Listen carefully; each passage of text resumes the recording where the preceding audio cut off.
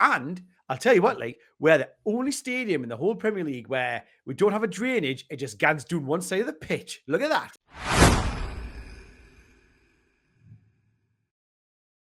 Hello, everybody. Welcome to the NUFC360 podcast. With me this week, Bo and Stephen. And yeah, where the fuck do we go, lads? Basically, at the weekend, we had Brighton, and it was like watching the first few matches of the season again. It's like we've gone fucking backwards, and I'm a little bit sick to the back teeth of some of the performances. One player that keeps sticking in my mind, and I'm going to get rinsed by your dad, is the other one that comments. But like, Geordies have rose-tinted glasses for Lewis Miley. Now he is a lot. He's got a lot of potential, and I do like him. But he wasn't good the last game before that, and he got praised, and I didn't see it. He couldn't get himself involved in the game at all. Yeah, at all. He weren't bad. He weren't in the game at all. Like, he just wasn't getting stuck in. Is that because of the system? Is that because he's just not mature enough? Like, the game got away from him. And I think the Brighton game in particular was. I mean, I was saying it was my dad and I were sat in the Milburn stand, a decent view of the whole pitch. And one of I said to my dad during the game, and I noted it throughout, the way that Brighton had set up just completely took advantage of all of our issues. I mean, people were saying, "Oh, you know, Trippier did a good job against Mitoma." You know, Mitoma wasn't running at Trippier half the time because the way that Brighton had set up was, you know, Fabian Hertzler has a reputation from coaching in Germany of his teams basically vacating midfield and just pushing everyone forward. And you saw that repeatedly. Like, you know, they had Carlos Baleba and Jack Hinchelwood, but Hinchelwood was good. He was decent. Yeah, he was good. Yeah, had a good game. Bad. He would move wide. Baleba would move up into something like a 10 position. Mitoma would come in and just leave the space in front of Trippier empty. And what you'd end up with like Minter and Rutter and Pedro going up against Byrne and Tino, both of whom I think had poor games. I thought Tino was fine this first half. Tino was poor. I thought he was really poor. But I don't think. But then again, I can get pretty harsh about the team most of the time. I don't think anyone outside of Dubravka had better than a 4 out of 10 match. No, they didn't. That's about right. But they kept on moving themselves around and really sort of rotating and moving through the space a lot in order to pull us apart, and it worked. I mean, you look at the lead up to the goal. I mean, if it wasn't for the fact that Brighton were shocking when it came to the final third, like they should have, if they were on it, if they were like they have been at times this season, if they were on it, they would have torn us apart based on how we were performing. Well, but they are very much like us. They're very much like. One week they'll absolutely slap a team, and the next week they will be slapped. It's like battle of the inconsistent like teams. 7-0 game against Nottingham Forest. What the shitting hell was that? But like, I completely agree, man. No one played well. It was a game where we kind of walked through it. I feel like I don't feel we got battered. We didn't batter them. It was a little bit. Should have been battered. It was back and forth, but nothing much happened from memory. I'm going off like trying to push down a trauma that I'm trying to remember. I mean, I want to talk about the fucking red card. Do you guys think it was a red card? Yeah. Gordon's red card? 100%. Yeah, it's one of those things where like the rules are pretty simple, pretty plain. Yeah, he extended his arm at the guy's head and neck area. That is a red. Yeah, I was gonna say if Van Hecke moved, he lashed out a bit. He was a knobhead. Anthony Gordon was a moron. He like players know that this is going to happen. Yep. Like, they should, you know, they're meant to be composed. And we hear so much from the online fan base who like to wank Anthony Gordon off about his mentality and shit. But you know, he's always composed. He's so driven and dedicated. And yet, you know, he doesn't apply himself half the games at this season. Yeah. But then, you know, and then he has a moment of stupidity where he pushes out at Jan-Paul Van Hecke's head. And you know you're asking for it, whether or not it's soft, because you know the game gets less and less of a contact sport every season, it seems. Yep. But you know the rules are there. You know what's going to happen if you do it, and he did it. And he's a moron. He did it, and he's now out for the bloody cup final, and it's the last thing we need. Now we're going to have Harvey Barnes, who's not a dribbler, going up against a guy in Trent who doesn't like playing against really good dribblers. I didn't have particularly high hopes for the final anyway, but Nope. he has. It's one of the nails in the coffin. Anthony Gordon has helped screw us. I think it is soft, but when I saw it in real time, I said to my dad, I think that's a red. I just saw hands go quickly around Yeah. someone. And again, it's soft as shit. Back in the day, the referee remember going like, leave it out, lads. Stop being a bunch of pansies. Like, leave it. But strictly to the law is a red card. I don't want it to be a red card. I like a bit of bite. I like a bit of aggression. If no one's hurt. Like, I don't like what Millwall keeper did to Marteta. Jesus. That was that should be assault. That's not red. And his name is John Cena. Just comes bashing in and kicks the guy's ear off nearly. So they don't want that, but I do like a bit of bite, a bit of crunch. That's what Anthony Gordon's got. Newcastle United are very lucky. No, very lucky because Spurs are the team that are labelled the bottlers and Arsenal are the team that are labelled the bottlers. Newcastle haven't scored in the last 3 Wembley finals they've had. Newcastle crumble around before they even get there, it seems. That we start fucking jitters. Like Pope was sent off last time as we were talking. Now he's sent off, and we've got Hall injured. Just obviously it's not bottling it, but like as a club, we seem to hate winning, and we're very lucky not to be labelled bottle jobs. And it's probably a sad thing that we're not. It's probably because we're not big enough for people to give a shit about calling us bottle jobs, which is quite sobering to people think that we're massive. There's no way. You're only a bottler if there's any expectation of winning, really. Yeah. Now, I do think we have a puncher's chance against Liverpool. I think we only have to shithouse it. Have like a back 5.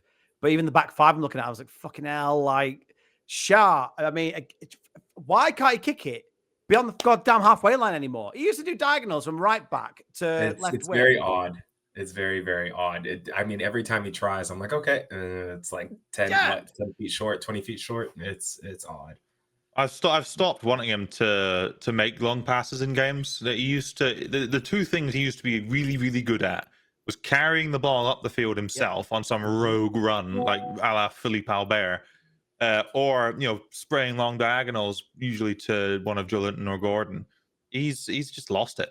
He's lost that. Occasionally, he can still make a decent sort of carry up the pitch a little bit, but his passing is really oftentimes. He used to chip the ball around an opposing player and into midfield, and he'll break the lines of pressure. And now every time he makes a pass, like 50% of the time, it seems it's going straight to the opposing team. He's actively a liability now. This is why, I mean, we said it earlier in the season when he wasn't playing well at the start. He hasn't played well all season. This complete, regardless of the price tag that was reported, this completely justifies why the club were so intent on a centre back. I was not bothered, but after seeing it now, I'm like, I was wrong. I didn't see this coming. Like, I would love Mark Gahey right now in that role. I think it'd be perfect. So yeah, that's my short-sightedness on on seeing Fabian Schär's legs drop off. And I think right now what they're saying that he's possibly going to be having a new contract, whether it's a year or 2 years. Don't mind that. Very shortly, right? Don't mind it. So it's one of those things where we know he's still reliable in that, not necessarily the first team 11, but you'd be a great rotational player to show a younger center back to come in and show them the ropes. If we get to Europe, he's exactly what we need. Like, we're away to, I don't know, Tel Aviv or some random team in the Conference League or Europa League, wherever we get. I think it'd be sound against those sort of teams, and that's what we need. Especially I think we all know as a fan base that the natural progression for us as a team is to get more ball dominant. We've signed players repeatedly who are better on the ball. We have the making. We have the beginnings of a structure to play well in possession. I still have reservations about the quality or whether or not we have enough quality in coaching to do that, but that's a different conversation. But the players, I mean, Lewis Hall, Sandro Tonali, Bruno, Isak, Gordon, these are all guys who can pass the ball. These are all guys who can play with it at their feet.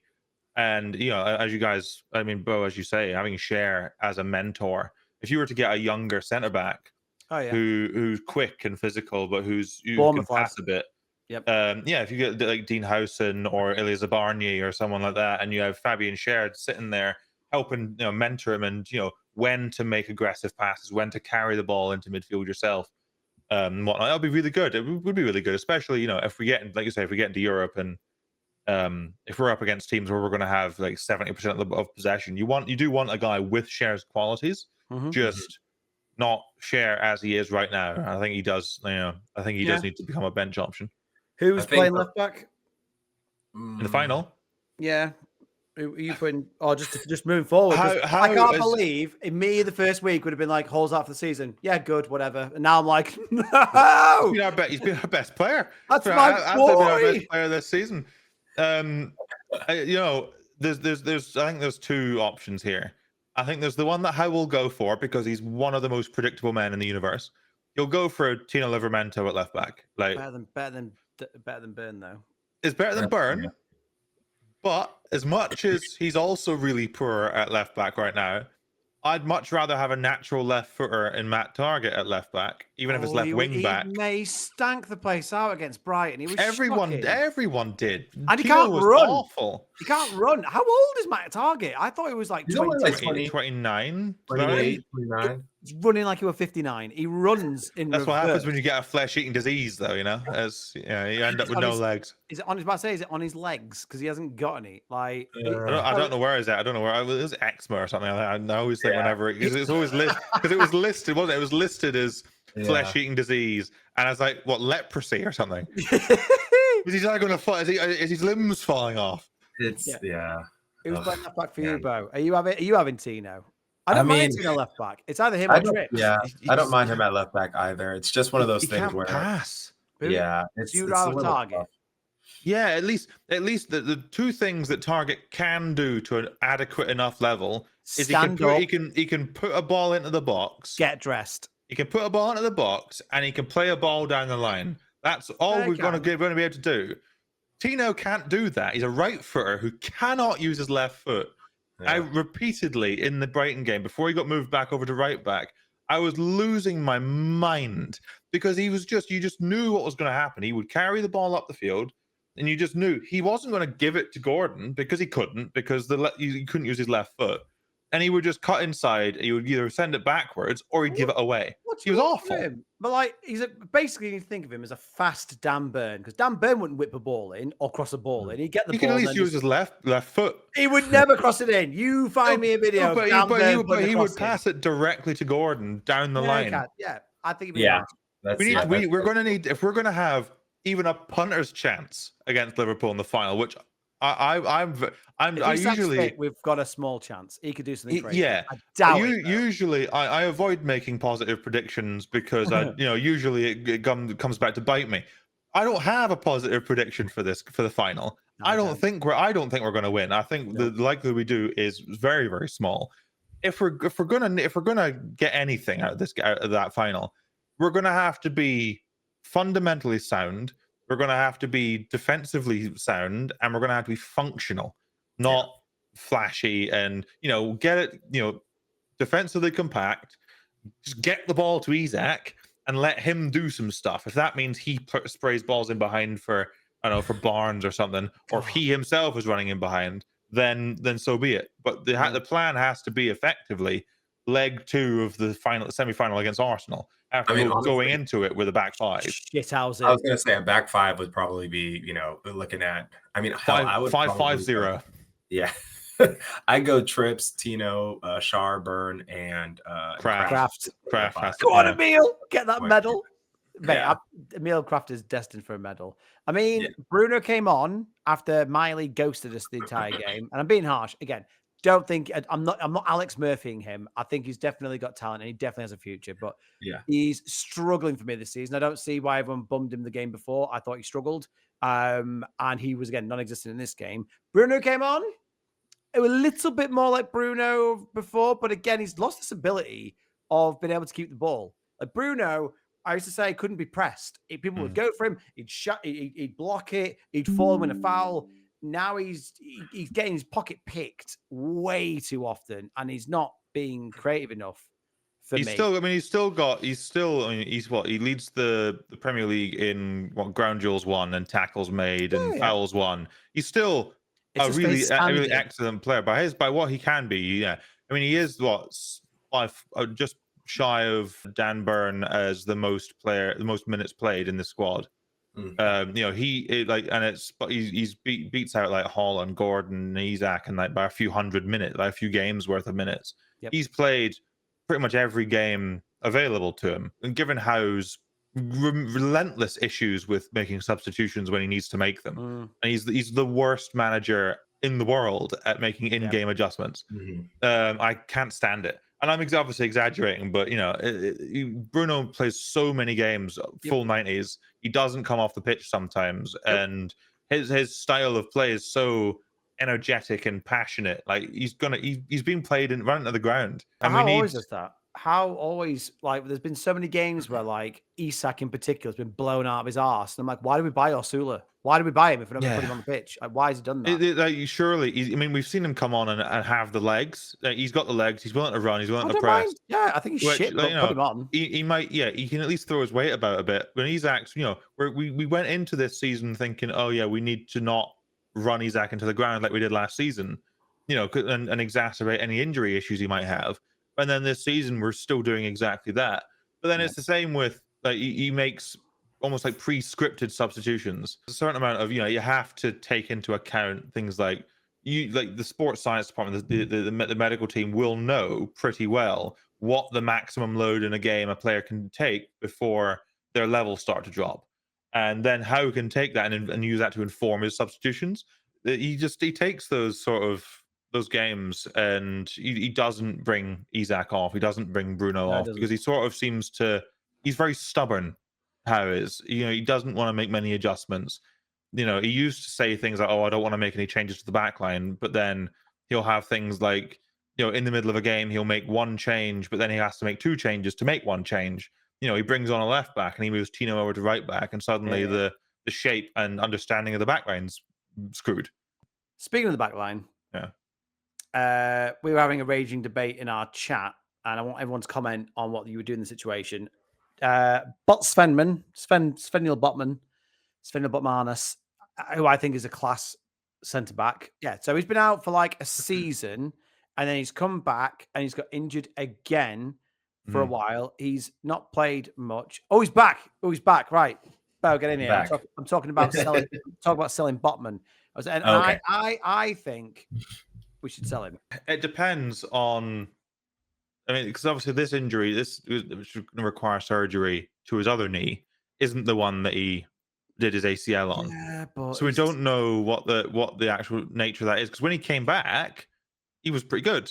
Right. You know, he came back from his ACL. He looked fine. He looked decent. You know, after we mentioned in the last pod, I think it was that Jack mentioned that, you know, other than the first 15 minutes against Tottenham, he looked really good for most of the minutes he was playing. Ability is availability. Yes, we've said that. We've said that a few times. And my question is, has he played? And the answer is no. Can we afford our best defender to not play?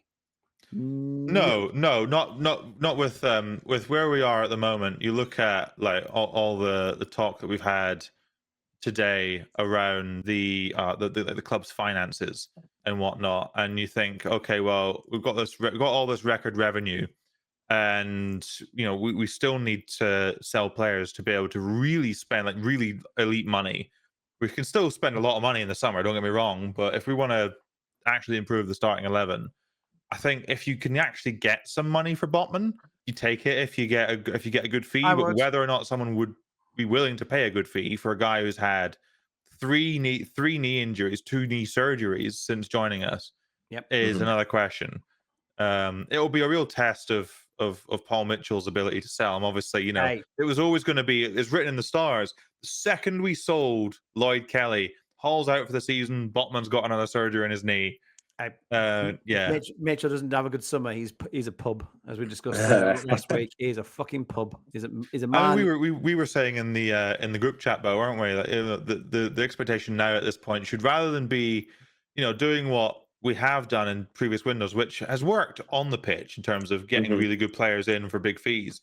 But I think that the Athletic pointed out that one of the issues with our finances that has restricted us in terms of our spend is we've front loaded a lot of the deals that we've made in order to get really good players that would go to pretty much any team in the world, like Isak or Tonali and whatnot, or Botman before his injuries. we're paying a lot of these deals up heavily up front or front loading the installments. So we end up screwing ourselves. We look at Gordon. We buy him in January, £45 million up front. That was Was that the weight. full, just full whack? It was There you full go. up front, and that was a weight around our necks. And it hasn't. We've screwed ourselves. And we've had this discussion a few times in the group chat, right?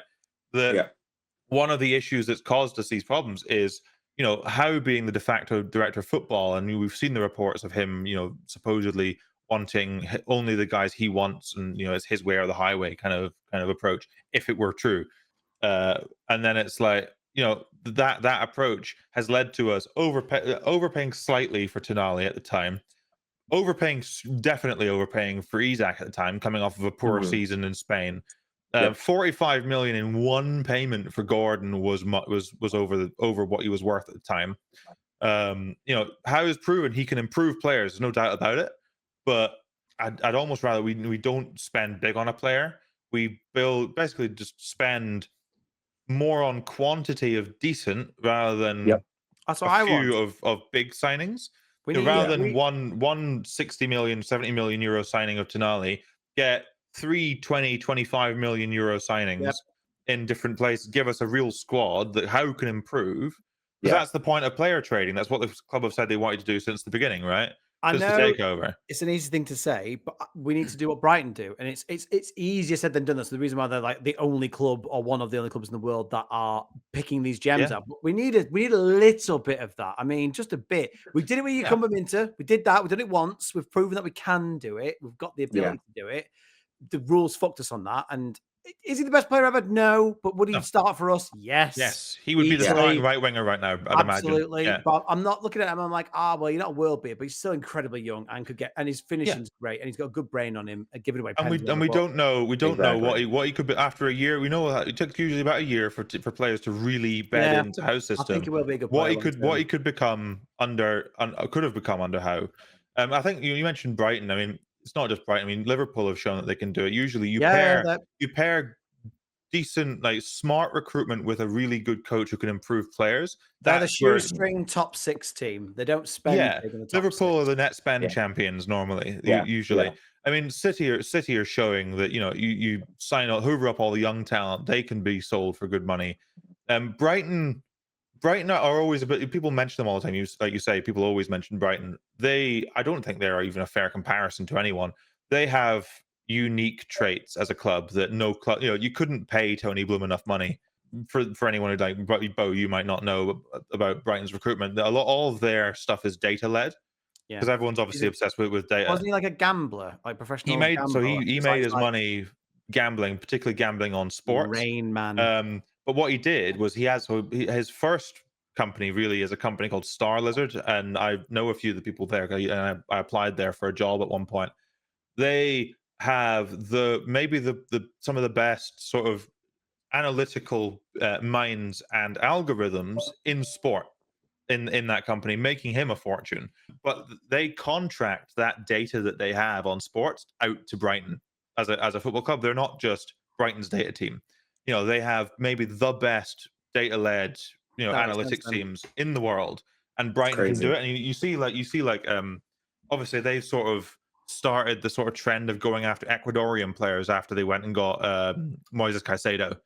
And what Brighton tend to do, there's a market now for being the first team after Brighton into a market, because Brighton will find players. They went to Chile and Paraguay. They'll go to Ecuador, and then they'll go to other places in South America or Eastern Central Europe and whatnot.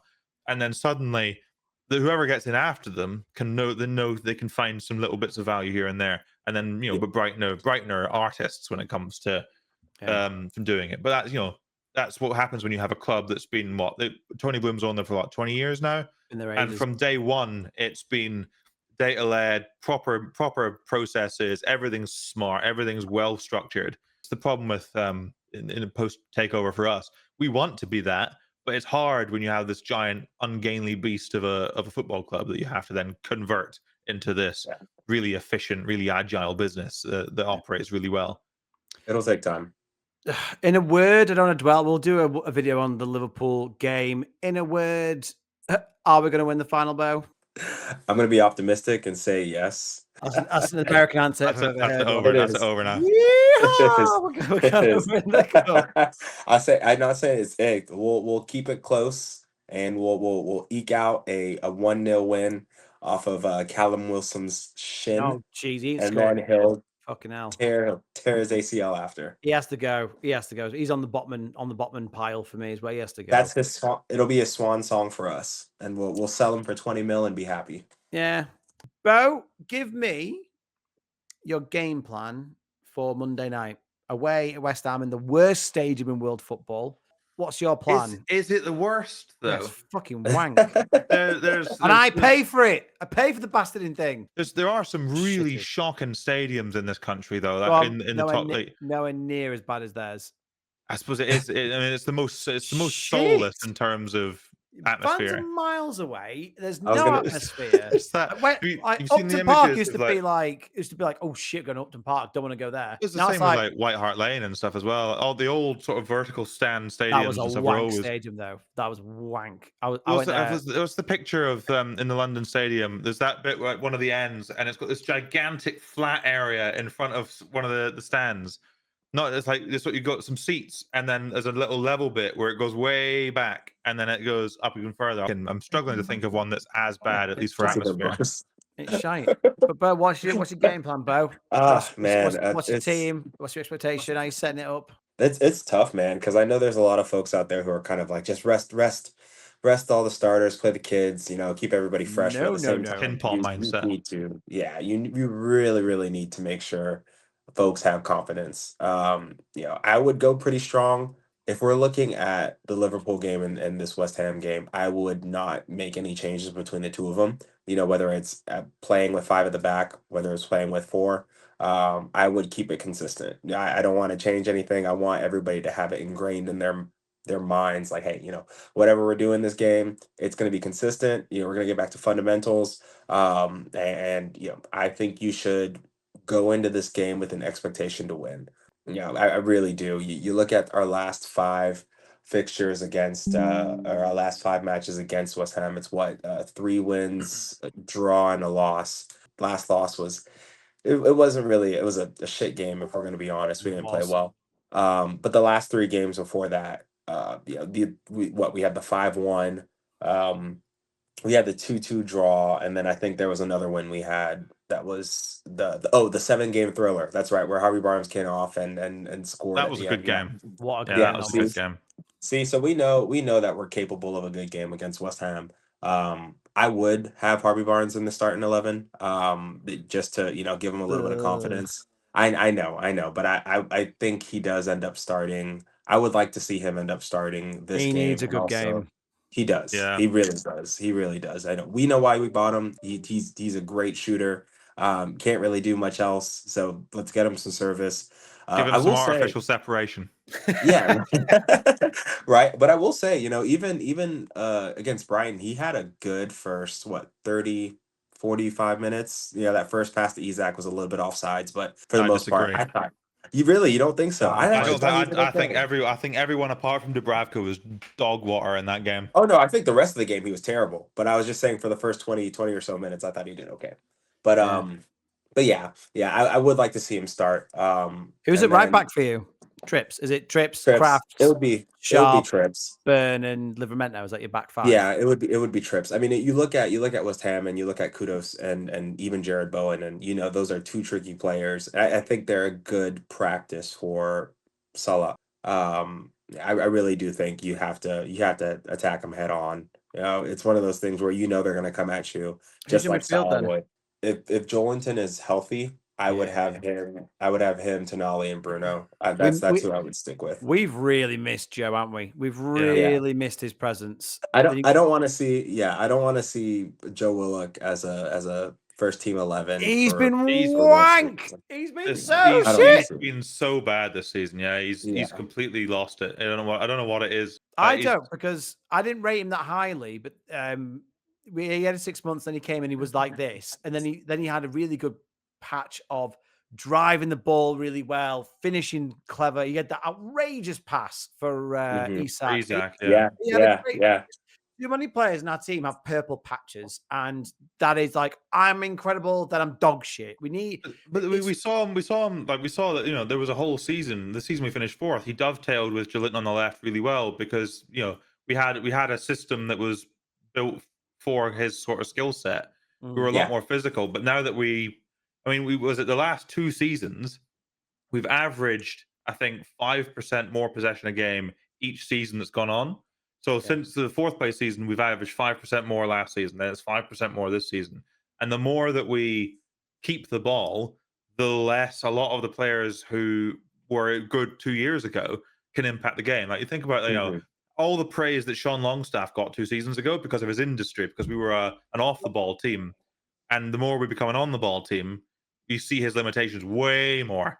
It's the same with Willock. I think he's just been, even by his standards, been really poor this season. In a way, he is actually pretty press resistant. Like statistically, he's one of the most press resistant midfielders in the league when it comes to just getting passes away accurately under pressure. When he's got time and when he's not just running at a guy and carrying the ball in transition, he doesn't have the passing range to play in the team that we're trying to become.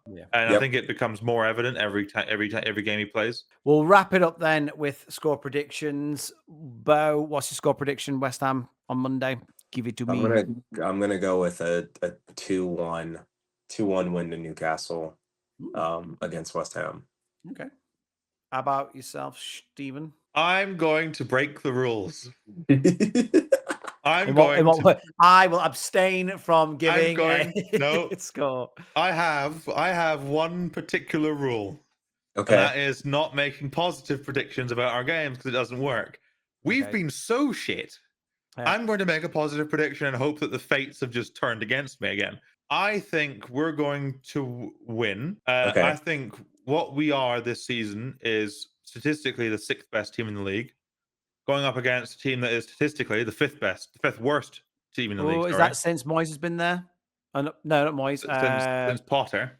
In there. That's it. They've gotten better, but over the course of the season, they're still the 5th worst. And when you're in the midst of a poor season, a lot of those negative performances can rear their heads again if they're put under a lot of pressure. I think we're going to win 4-1 away at the London Stadium. I just have a feeling. I have a feeling that Isak's going to score a couple. Yes. I have a feeling that something's going to happen. Target's going to score a free kick because he's going to start at left back. I'll take 4-1. 4-1 away win. I can take it. I'll take that shit. Sadly, because as I told you all, we're bottle jobs and the wheels come off before we go to the cup final. We will get beaten 3-1. Dubravka will break his legs. Isak will have his eye poked out, and Howe will spontaneously combust. And that's how the game. I don't think we win. The team are all over the place. I don't know what system we're going to play for the first time in such a long time. I don't know how we're going to play. I don't know who's going to start or where they're going to play. If you remember, the last time we played West Ham was that 2-0 loss at home where everyone started really thinking, is Howe's time running out? Because that game, that's one of the ugliest games I've ever seen for us to play, and that's including pre-takeover. That was almost as bad a game as the loss we had to Wolves just before the takeover happened, when everyone just went, I can't deal with this anymore. I'll tell you what, Bruno best stop. It's Bruno, man. Bruno is such a big part as to why we're playing badly. And I'm not saying it's his fault, but there's so much responsibility on his shoulders, and he wants to talk the talk and keep apologizing to me. Stop fucking apologizing, Bruno, and start playing again. Get your shit together. Start being the captain that you've been given the responsibility of being the captain. He really has to step up, and it comes from him. Comes from Gerrard. One of the reasons why it was never it was one of the world's best midfielders, but what we always was one of the best leaders. And we need a leader at the minute, and it has to come from Bruno for me. But if he plays well, then we could win. But I just can't say. I think we lose 3-1. It's real quick before we finish. It's tough because you can tell he's the type of player who, if he is having fun and allowed to be creative, he loves it, and you can tell he loves it. But it has been tough just because we've been going through such a tough, rough patch, and he's trying so hard to drag us through the mud. But hopefully, we come good. He's the player that was doing nutmegs at the edge of the box against United and doing silly shit like that. I was like, yeah, man. He's the kind of guy who, you look at teams that don't have really strict structures, he would do so well for Ancelotti at Real Madrid. Oh yeah, he would. When he's just given the freedom to just do stuff and just make it work. That those types of teams he would absolutely thrive. And look at it's why he's good when he plays for Brazil and whatnot. Yeah. Well, they can fucking have him then. Right. Thank you all for making it this far. Like, share, and subscribe. Comment below. What is your score prediction for West Ham, Ian? Let me know. I'm desperate to know. And yeah, thank you for joining me, gentlemen. We march on to Monday, and we'll do a match reaction then as well. See you later. All right.